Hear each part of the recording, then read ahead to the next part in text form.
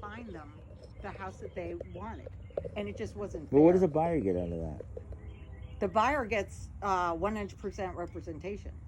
No, I'm saying, what does a buyer get out of contacting the seller directly? Oh, they try to Better cut out deal? the buyers. Yeah, they try to cut out the Because buyers' they'll be like, hey, side if of you the buy, if I commission. buy it directly, you save 3%. Yeah, Okay, because the way commissions that work, makes sense. which is Okay, what a lot of people don't understand.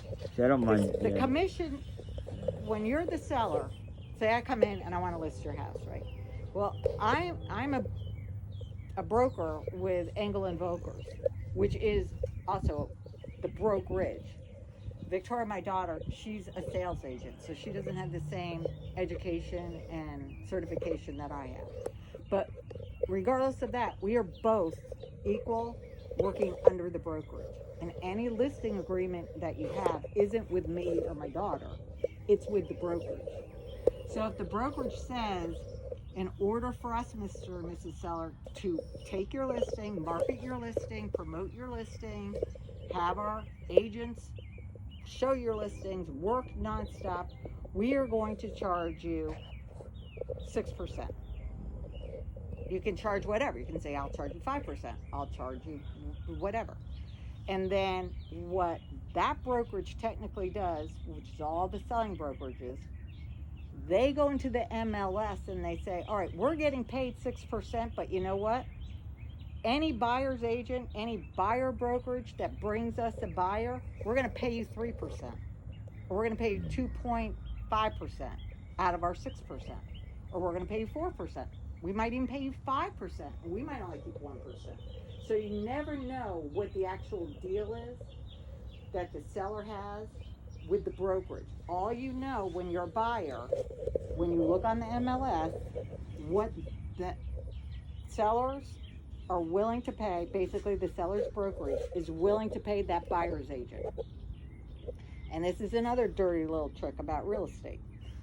If a real estate agent is working nonstop, showing property to people, writing up offers, doing contingency, all this stuff, and think of it this way: if you were an agent and you could pick 20, you found 20 houses that matched your buyer's needs, was in their budget, everything they wanted. But out of those 20 houses, 5 of them were going to pay you 4%. 5 of them were only going to pay you 2%. And the rest were going to pay you 3%. Which top 5 do you think you would show your buyers first? The ones where you get paid the most, right?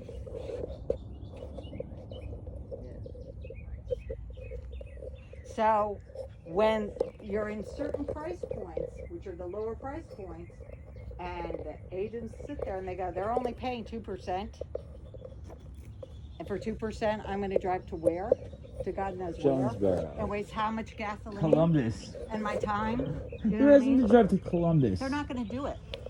Because they're not going to get that much money. I mean, they're better off working with a different buyer at a higher price point to get paid more for the exact amount of time and effort that they put in.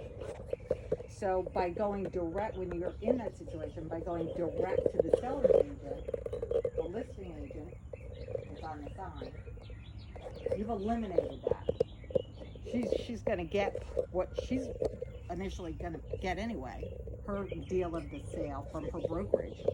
And then she gets whatever the difference is that they agreed to give away, if she has both sides of the deal. So you're saying right now our best move is to get a hold of the listing agent at these Different houses, Yep. and let them show us. Yep. Because I'm just nervous. And make sure you have the full amount of earnest money. Okay. Because no, I mean, like, he got us a good price on this house. We didn't think that, like when she sold her house next door, she expressed interest and checked out the neighborhood. She said, oh, you will get 110, 115, maybe. I was surprised when they came up with this. Oh, great work. I don't want to lose it, No. when Yeah, it'd be it's really. getting close to, I've got to get Marie out of school, and, winter's coming, and it's just, the house is like half packed, unpacked.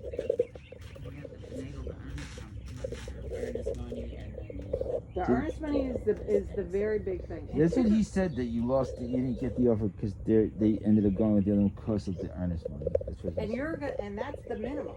And like I said, people like my buyers in Florida are an example. They've got the cash, so they know that amount of earnest money that they're putting down, which is just part of their cash pile, it's just gonna get moved from here to here when they close. You know how you don't care that you're like, oh, they're just going to take it out of the closing and it's $500 less I have to pay? They're paying cash to begin with that's already in their bank account, so why not just give a quarter of it now right away? Because they're definitely going to buy it. And then the other thing you have to take into consideration is you're going to have closing costs that are not going to be, that when you're making an offer, I'm just picking a random number. You're making an offer at 150. If the seller says, okay, I agree, when you go to closing, and the closing sheet comes up and it says, okay, well, the sales price was 150, and